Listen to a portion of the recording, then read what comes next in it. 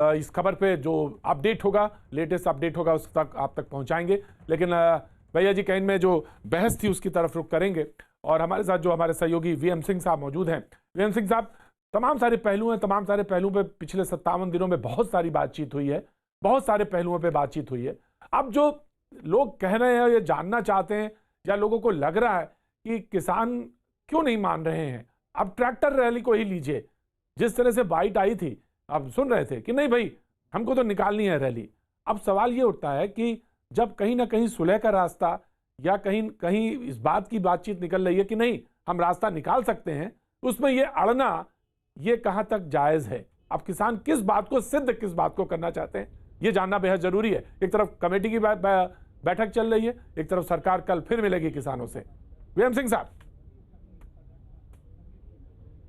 देखिए, ऐसा है कि जहां आपने कहा, पहली तो बात आनी चाहिए कि जो आपने कहा कि सरकार पीछे हट रही है, एक रास्ता निकाल रही है, ये रास्ता आपको याद होगा 2 दिसंबर में हमने कहा था, बुराड़ी से कहा था, यही रास्ता बताया था और वो पूरा प्रेस कॉन्फ्रेंस लाइव हुआ था।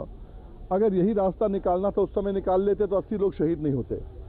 पर मेन पॉइंट कहाँ पर अटकता है, और जो है, अगर 1 मिनट पे 18 महीने के बदले 36 महीने भी आ जाते हैं, बात आ जाएगी कि पंजाब का इलेक्शन निकल जाए, यूपी का इलेक्शन निकल जाए, कौन किस में नेता बन जाए, कौन नहीं बने, वो मामला नहीं है। आज मामला बहुत स्पष्ट है कि यहाँ से जो किसान जाएगा वापस, उसको क्या मिलेगा रेट, धान का रेट क्या मिलेगा उस आदमी को जो बिहार में जिसने 600-700 में बेचा है 1868 के बदले, यूपी में जिसने बेचा है 900-800 में, पश्चिम उत्तर प्रदेश में जिसने बेचा है 1100-1200 में। अभी जो गेहूं आ रही है, गेहूं का रेट क्या मिलेगा? आज मार्केट में 1400-1500 गेहूं का रेट हो चुका है। हमें चाहिए गारंटी मिनिमम सपोर्ट प्राइस की, जो हमारी लड़ाई है ये जरूर चाहिए। और जब ये बिल्स आए, हमने कहा था, हमने ये बिल नहीं मांगे। आपने कहा था अपने मैनिफेस्टो में 2013-14 में, मोदी जी ने अपने मैनिफेस्टो में कहा था, राजनाथ सिंह अध्यक्ष, उन्होंने कहा था कि हम आपको C2 प्लस 50% MSP देंगे, और आप पे हमने यकीन किया, आपको वोट दिलाया, आप जो है मंत्री बने, आप प्रधानमंत्री बने। उसके बाद में वो बिल कहां गया?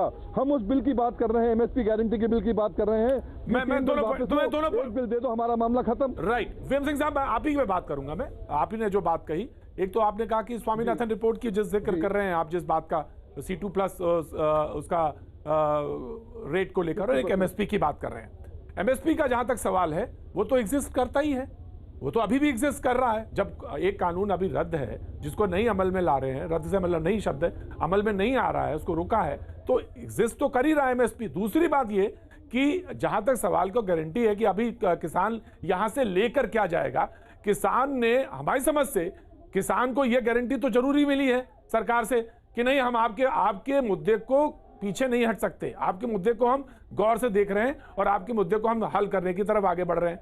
विजय सरदाना जी, क्या गारंटी है ये इस बात के लिए दिया जाए कि किसान को यहां से लेकर क्या? अच्छा सवाल है, अच्छा सवाल है। वीएम सिंह साहब, वीएम सिंह साहब, आपका अच्छा सवाल है कि यहां से किसान जाए तो क्या कहे कि हम क्या लेके लौट रहे हैं? अच्छा, वीएम सिंह साहब ने, अच्छी बात है, आप बोलिए। वीएम सिंह साहब, आप जवाब दीजिए, बिल्कुल दीजिए, जवाब दीजिए, क्या देना चाहते हैं? मैं केवल कहना चाहता हूं आपको, आज की तारीख में केवल बात है MSP पे खरीद की। आज आपने कहा कि जैसे था है रहेगा। पहले भी 1868 के बदले उत्तर प्रदेश में अगर 800 मिल रहा था, कल भी 800 मिलेगा, तो हम क्या लेके जाएंगे? हमें चाहिए, हमारी मिनिमम सपोर्ट प्राइस बनती है, जो MRP के तहत हम खाद लेते हैं, हम डीजल लेते हैं, हम बिजली का रेट देते हैं, हम कीटनाशक लेते हैं, उस पर MSP बनती है। हमें मिनिमम का तो कम से कम अधिकार होना चाहिए ना, यही तो केवल बात है हमारी।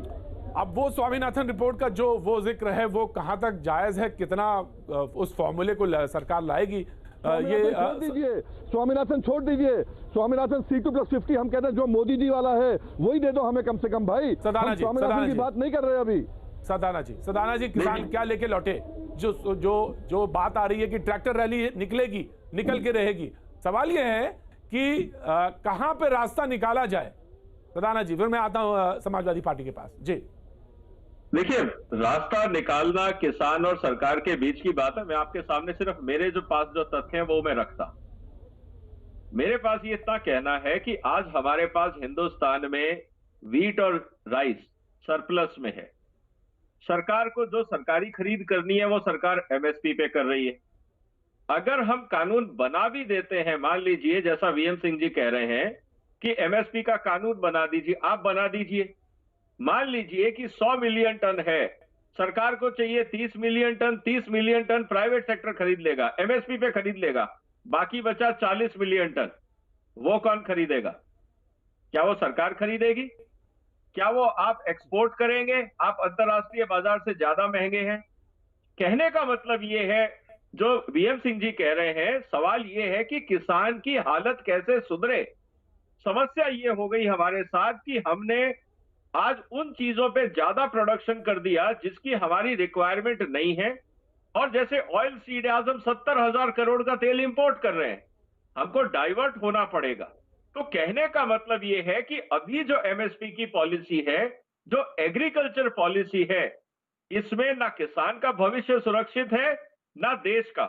हमें आमूलचूल परिवर्तन करना पड़ेगा एग्रीकल्चर पॉलिसीज में। अगर हम सिर्फ ये कह दें कि एमएसपी का कानून बनने से समस्या हल हो जाएगी, मेरे हिसाब से और बढ़ जाएंगी। 40 मिलियन टन आपके गोडाउन्स में, किसानों के पास, मंडियों में माल सड़ता रहेगा। प्राइवेट सेक्टर इसलिए नहीं खरीदेगा क्योंकि आप कहोगे कि जो नीचे खरीदेगा उसको जेल भेजेंगे, प्राइवेट सेक्टर हाथ नहीं लगाएगा। अगले साल आप एमएसपी और बढ़ाने की बात करोगे और रेट बढ़ेंगे, प्राइवेट सेक्टर और पीछे खींचेगा। सरकार को जितनी जरूरत है सरकार खरीद लेगी, सरकार को कोई प्रॉब्लम नहीं है क्योंकि वो टैक्स पेयर का पैसा है। प्राइवेट सेक्टर तो तभी खरीदेगा जब उसकी जरूरत होगी। अगर आज उसकी जरूरत ही नहीं है तो वो क्यों खरीदेगा? बचा हुआ माल कौन खरीदेगा? सवाल अब ये उठेगा, सस्ते में कोई नहीं हाथ लगाएगा क्योंकि आप उसको जेल भेजोगे, तो क्या होगा? वीएम सिंह जी, ये आसान रास्ता नहीं है। आपकी जो डिमांड है उससे आपका समस्या का समाधान नहीं होगा। आपको पूरी एग्रीकल्चर पॉलिसी को दोबारा से बनवाना पड़ेगा और उसके लिए एमएसपी जिस तरह से हर साल बढ़ती जाएगी, 5 साल बाद आप मक्के का हाल देखिए। 5 साल पहले हम 45 लाख टन मक्का एक्सपोर्ट करते थे, इस साल घट के 4 लाख रह गया। क्यों? हम बाजार से बाहर हो गए, इतने महंगे हो गए कि लोगों ने हमसे खरीदना बंद कर दिया, एक्सपोर्ट बंद हो गया। डोमेस्टिक रिक्वायरमेंट जितनी है उतना ही आप खरीद पाओगे, बाकी का क्या करोगे? तो बहुत कॉम्प्लेक्स सिचुएशन है। आपकी डिमांड वाजिब है कि किसान का क्या होगा, लेकिन क्या ये एक तरीका है? मुझे नहीं लगता। पूरे एग्रीकल्चर सिस्टम को दोबारा देखना पड़ेगा। उसमें किसान, value addition, export, subsidy, MSP, सब मुद्दे आएंगे। एक रास्ता नहीं है, एक लाइन खींचने से काम नहीं चलेगा।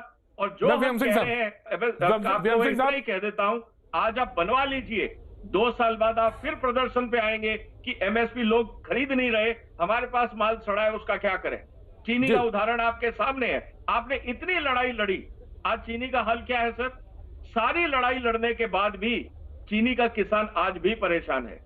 क्या बाकी सेक्टर्स में भी ऐसा चाहते हैं? ऐसा नहीं होना चाहिए। इसीलिए ये शॉर्टकट मेथड से काम नहीं चलेगा।